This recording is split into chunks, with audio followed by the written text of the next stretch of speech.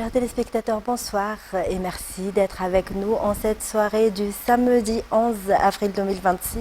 Je vous invite à suivre ce journal jusqu'à son terme.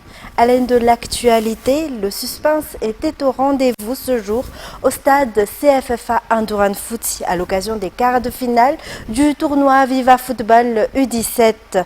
Mais contre toute attente, la compétition a été marquée par un coup de théâtre, un match annulé et une équipe disqualifiée.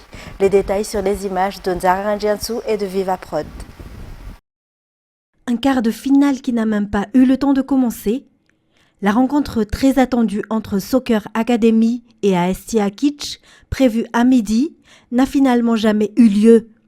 En cause, une affaire de fraude sur l'âge de certains joueurs de l'AS Kitsch. Une irrégularité jugée grave par les organisateurs qui ont immédiatement tranché disqualification sans appel. Résultat, Soccer Academy file directement en demi-finale sans jouer. Sur le terrain en revanche, le spectacle était bien au rendez-vous pour les autres affiches. Go Ahead face à JSEM, Jet Elite contre Niav FC et Dignitas opposé à ASFM, des rencontres disputées, engagées, où chaque équipe a tout donné pour décrocher sa place dans le dernier carré. Si les noms des demi-finalistes se précisent, ils seront officiellement confirmés dans nos prochaines éditions. Une chose est sûre pour cette 4e édition, les organisateurs ne plaisantent pas avec le règlement. Nenara Nev, responsable de Viva Football, l'affirme, tolérance zéro face à la triche. Une décision forte qui envoie un message clair à toutes les équipes. Ici, seul le mérite compte. Et dans les actualités également, 61% des ménages malagasy n'ont toujours pas accès à l'eau potable.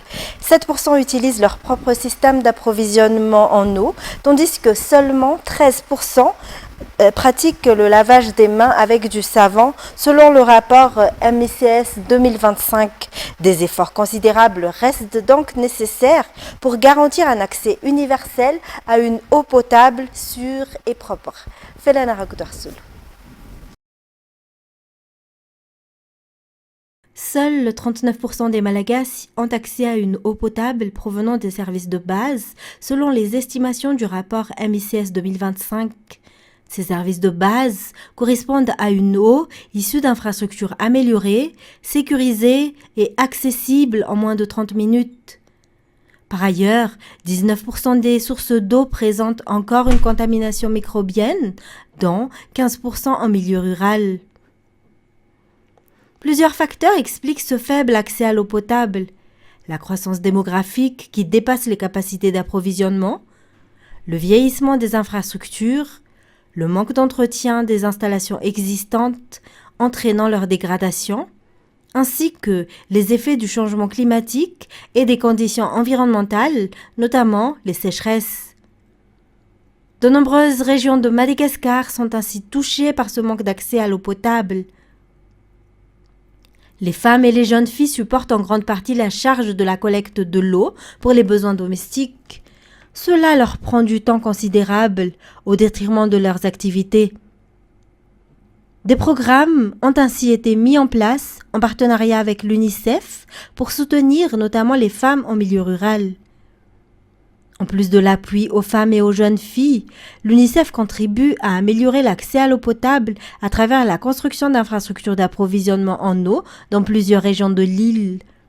L'intervention intervient également dans la gestion et la réhabilitation en cas de catastrophe naturelle, notamment à travers des actions de traitement temporaire de l'eau potable. Il est essentiel que tous participent à la protection et à l'entretien des infrastructures mises en place selon les responsables de l'UNICEF. L'objectif est de garantir un accès universel à une eau potable sûre et durable. La vie quotidienne des habitants de Tuamasn reprend progressivement son cours. Parallèlement, les travaux de réhabilitation de la ville menés par la municipalité de Tuamasn se poursuivent. Les rues en très mauvais état qui suscitent le plus de plaintes de la population ont été priorisées. Les travaux ont ainsi débuté hier au niveau de Bazarkeli. Louva Nantenaine de Viva Tuamasn. De nombreuses personnes ont déjà été victimes d'accidents sur cette rue située près du box David au Bazarkel, étant donné son mauvais état. Face aux nombreuses doléances, la municipalité de Touamas n'a pas tardé à réagir et a immédiatement pris ses responsabilités en lançant les travaux de réhabilitation qui ont commencé au Bazarkel et se poursuivront dans les Fouktan, dont les rues sont les plus détériorées. Les rues les plus endommagées et les plus fréquentées sont prioritaires, selon le maire de Touamas, Alain Djiafad Mezantsou. Ces travaux contribuent à réduire les accidents et à fluidifier la circulation au quotidien.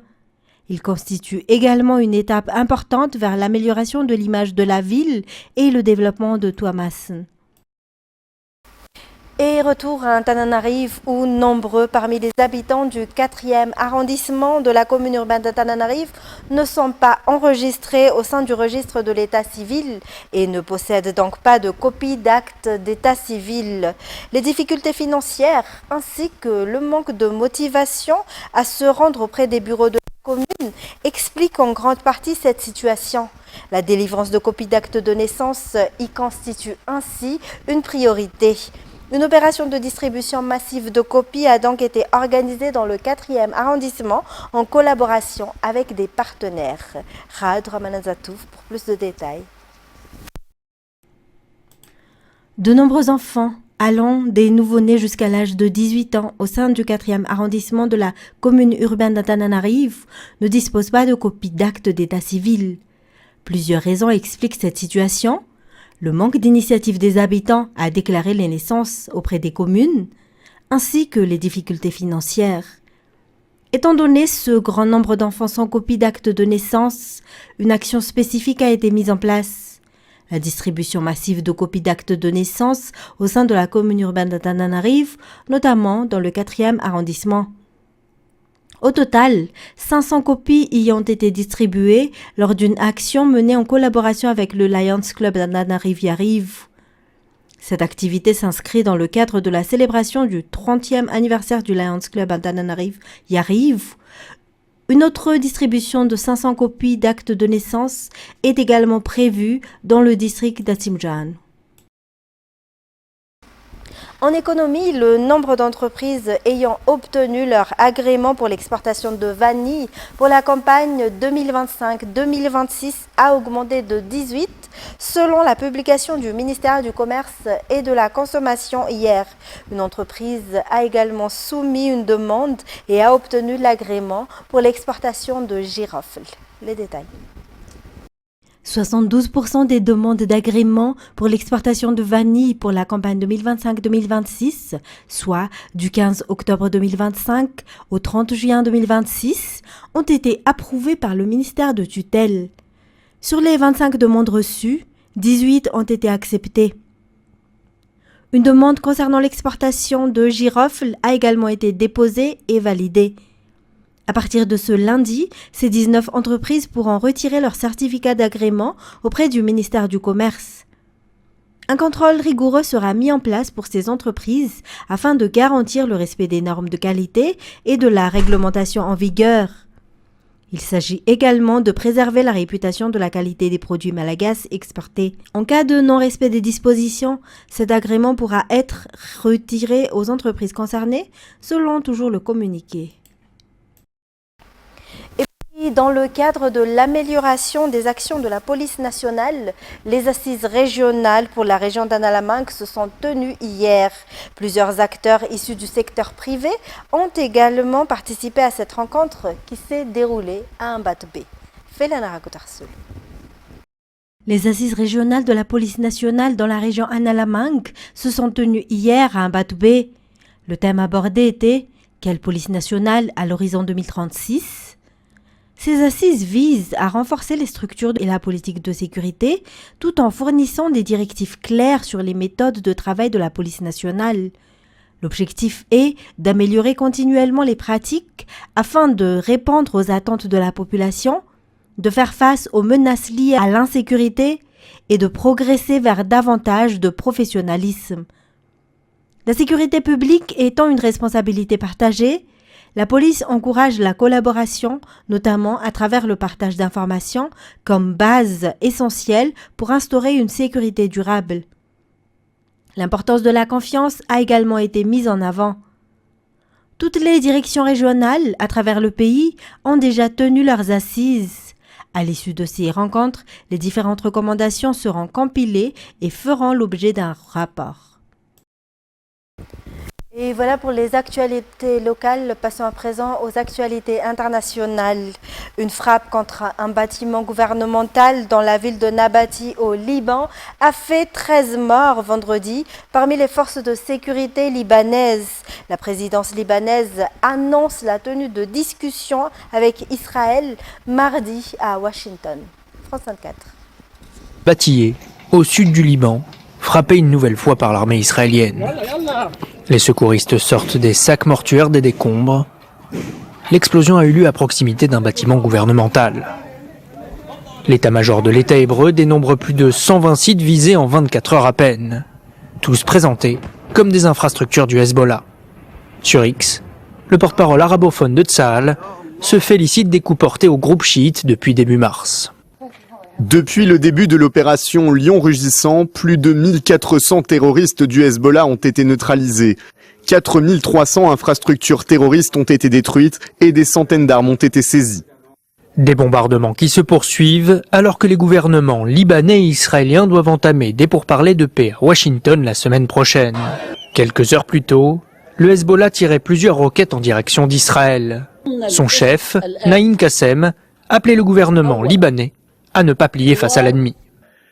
Nous n'accepterons pas un retour à la situation antérieure et nous appelons les responsables à cesser d'offrir des concessions gratuites. Ensemble, en tant qu'État, armée, peuple et résistance, nous protégerons notre pays, rétablirons sa souveraineté et expulserons l'occupant. De son côté, le président du Parlement iranien a averti que les pourparlers avec les États-Unis et Israël ne pourraient débuter sans la mise en application d'un cessez-le-feu au Liban. Et puis, les États-Unis et l'Iran doivent tenir des négociations aujourd'hui au Pakistan afin de mettre fin au conflit qui dure depuis 6 semaines, bien que Téhéran ait posé des préconditions à l'ouverture des pourparlers. France 24. Sur le tarmac d'Islamabad, Mohammad Bagher Khalibaf, le nouvel homme fort de Téhéran, salue les officiels pakistanais. Il mène la délégation iranienne pour des négociations qui s'annoncent tendues avec les États-Unis. Avant même d'arriver, le président du Parlement iranien conditionnait l'ouverture du dialogue à l'arrêt des bombardements israéliens sur le Liban. Deux des mesures sur lesquelles les parties se sont mises d'accord n'ont pas encore été appliquées. Un cessez-le-feu au Liban et le déblocage des avoirs gelés de l'Iran, avant le début des négociations. Ces deux conditions doivent être remplies avant que les négociations ne puissent débuter. Les États-Unis, eux aussi, veulent imposer leurs propres exigences, à commencer par l'ouverture du détroit d'Ormuz qui perturbe les chaînes d'approvisionnement mondiales, notamment du pétrole. Avant de décoller pour le Pakistan, le vice-président américain se montrait optimiste. Je pense que cela va être positif. Comme l'a dit le président des États-Unis, si les Iraniens sont prêts à négocier de bonne foi, nous sommes tout à fait disposés à leur tendre la main. Les deux belligérants s'opposent toujours sur le dossier nucléaire. L'Iran refuse toute restriction de son programme d'enrichissement d'uranium, alors que c'est une demande fondamentale des États-Unis et d'Israël.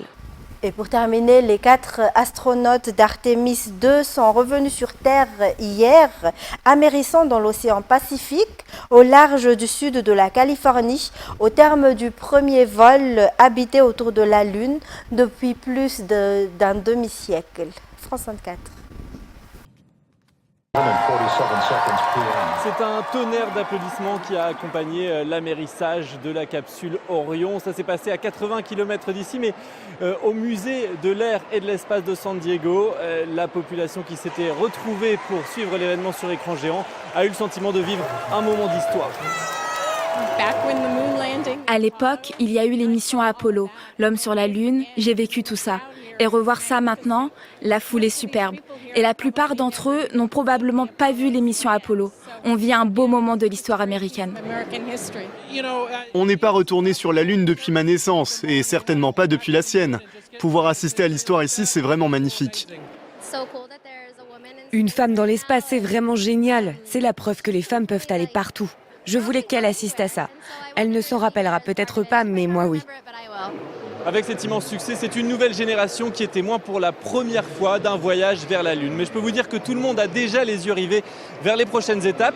En 2027, Artemis 3 et surtout en 2028, Artemis 4 qui marquera le retour de l'homme sur la Lune. Et mesdames et messieurs, cette édition touche à son terme. Je vous remercie de l'avoir suivi. Au revoir et bon week-end à tous.